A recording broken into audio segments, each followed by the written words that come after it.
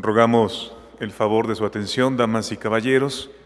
La máxima casa de estudios del occidente de la República Mexicana, la Universidad de Guadalajara, expresa a todos ustedes un muy cálido saludo en razón de celebrar la tarde del día de hoy, miércoles 25 de mayo del año en curso 2011, por medio del Centro Universitario de Ciencias Sociales y Humanidades, la Cátedra Latinoamericana Julio Cortázar, fundada por los creadores eméritos de esta universidad, don Carlos Fuentes y el maestro Gabriel García Márquez, hace 17 años ya.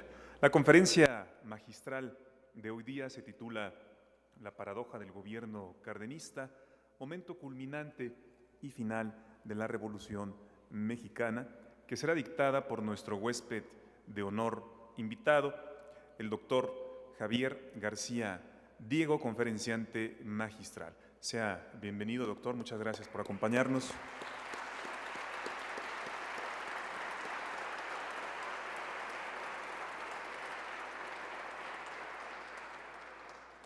Y desde luego también nos distingue enormemente con su presencia el maestro José Luis Leal Sanabria, presidente del Colegio de Jalisco, y quien será nuestro presentador invitado. Sea bienvenido también, maestro.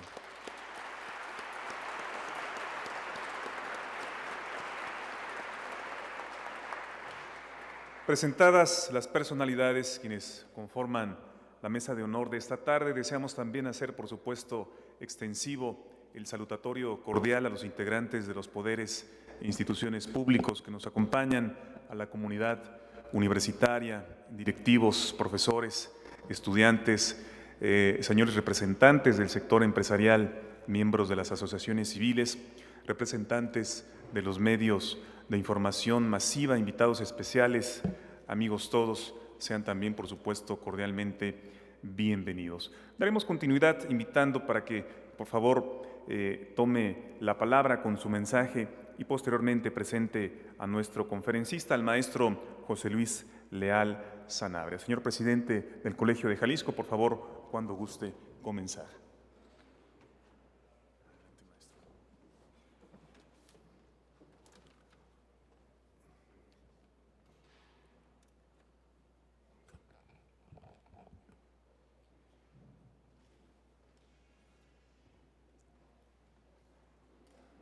Buenas tardes a todos ustedes, jóvenes estudiantes, señoras y señores.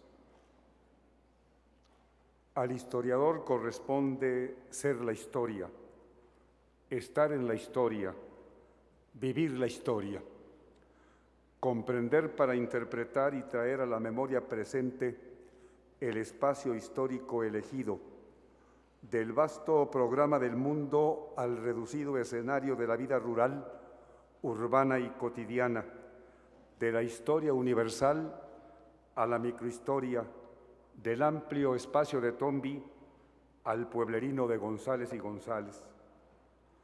México no es un país encerrado en sí mismo, ni en un sentido vasto, tampoco la tierra abrupta de Gustav Regler, para quien la nuestra es una nación que parece inmóvil al calor de sus tardes y simultáneamente un país de estallidos continuos y de asombrosa capacidad de desarrollo. Esta visión de Regler, dramática y concluyente, fue expresada alrededor de 1947. Parece reflejar, no obstante, lo mismo el aturdidor escenario del México de los años 20 de la centuria pasada que del México de esta segunda decena del siglo XXI. Si, por razones prácticas, queremos reducir el enfoque, centrémonos en el breve espacio del periodo postporfiriano, un México arrebatado y bronco, a la vez que sensible y esperanzado.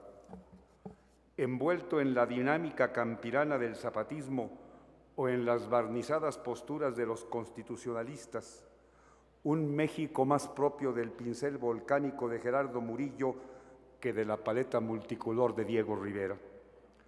Ese es el escenario al que Javier García Diego Dantán se asomó para aprender a conocer su patria. Ya desde entonces, una nación capitalina con provincias oscuras y olvidadas. Ciertamente es el centro de la acción estentoria que retumba en todos los confines y donde se mueven los hilos del poder y surge inmarcesible e imponente la Universidad Nacional de México. ¿Qué fuerzas íntimas mueven al doctor García Diego a nadar y a veces sumergirse en las aguas germinales de una universidad que buscaba ser revolucionaria cuando nació, abrigada en pañales de seda? ¿Qué mano lleva a este distinguido académico a explorar los qué y los cómo de este alumbramiento largamente planeado y al final prematuro y perentorio? ¿Qué afanes lo condujeron a buscar y a encontrar al padre verdadero de esta magna obra cultural? No es preciso explorar en laberintos tortuosos para vislumbrar las respuestas. Dos son, creemos, los objetivos vitales de este viaje sin horizonte fijo que ha emprendido don Javier García Diego. El primero, su amor declarado a la historia. El segundo, su vocación académica, la imperiosa necesidad de divulgar de palabra y obra el producto de sus acuciosas investigaciones. No lo inspira el cubículo, busca el ancho mundo de la opinión pública, la versión íntima del testimonio personal. No se conforma con husmear en los archivos, se lanza a descifrar el lenguaje callado del protagonista callejero, de aquel que vive la verdad histórica y sufre sus consecuencias. Al indagar el porqué y al descubrir el para qué México soportó esos años de pesadumbre y destrucción, don Javier vive la historia, está en ella y la pregona, sea en el aula o en la tribuna, para dar cauce a su propia hipótesis. Los ciudadanos que conocen la historia del país, que discuten la historia nacional, son mejores ciudadanos. No se trata de recitar la historia oficial y oficiosa, tan plena de efemérides que nada nos dicen y de no pocos bronces que ya no deslumbran. Al estilo del admirado maestro, hace la historia que se da en todos los ámbitos y la que siente palpitar en sus venas. Con Cosío Villegas recorre los caminos que han dado la nación y avanza y retrocede para luego seguir adelante con mayores bríos y más claras certidumbres. Cuenta García Diego en el excelente prólogo que fabricó para las llamadas de don Daniel Cosío Villegas, que éste confesó su decisión de labrar en el terreno histórico al meditar acerca del comentario crítico que José Revueltas hiciera sobre la crisis de México, un libro cuya lectura resulta imprescindible para el mexicano de estos aciagos años del siglo XXI. Confiado en su aguda inteligencia crítica, Revueltas expresó que la crisis que don Daniel bocetaba no era ni moral ni política, sino histórica, algo más profundo, con más lejanas raíces, mucho más grave y más complicado produce la crisis nacional. Resulta lamentable que Cosío Villegas pierda en forma tan insensata el punto de vista histórico.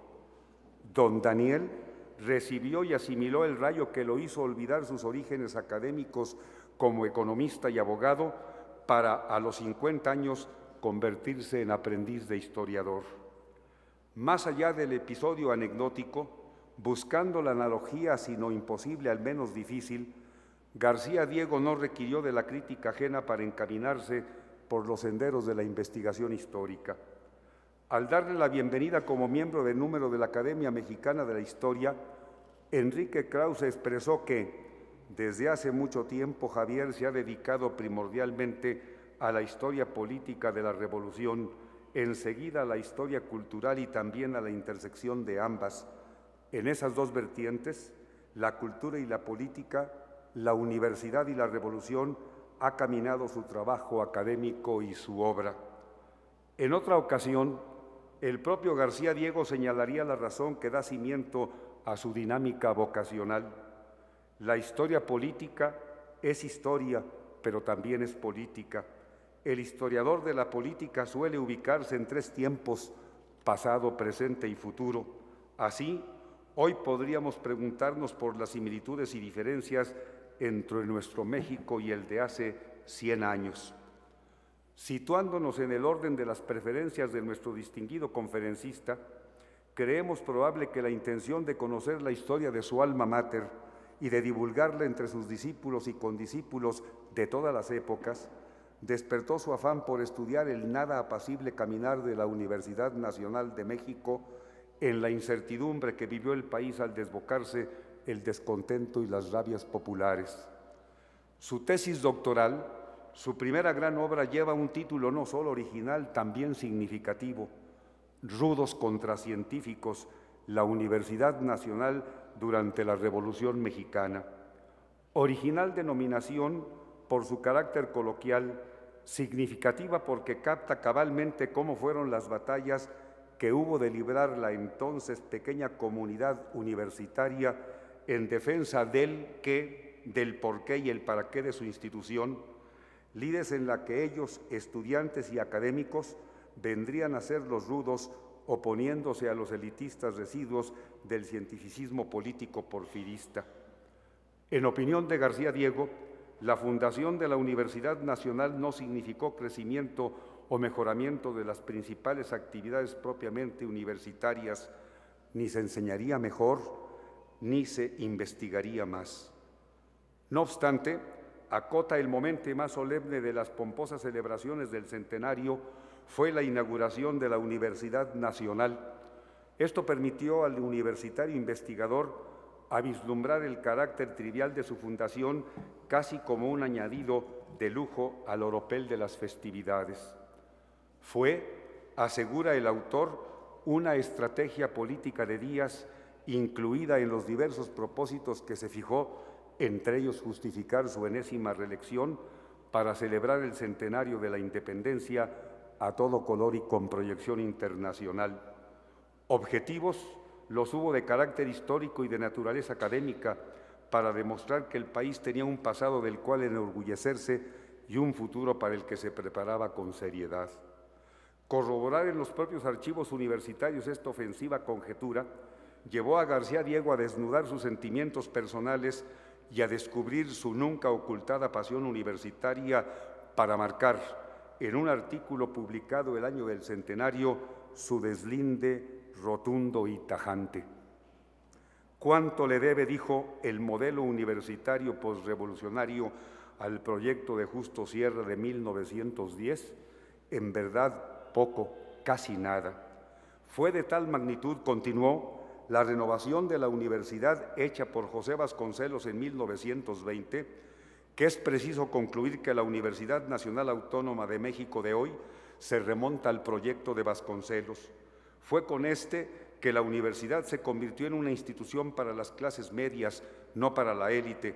Fue con él que contrajo sus grandes compromisos sociales. Fue con Vasconcelos que la universidad adquirió su identidad latinoamericana y fue con Vasconcelos finalmente que la Universidad Nacional de México asumió su responsabilidad culturalista y civilizadora.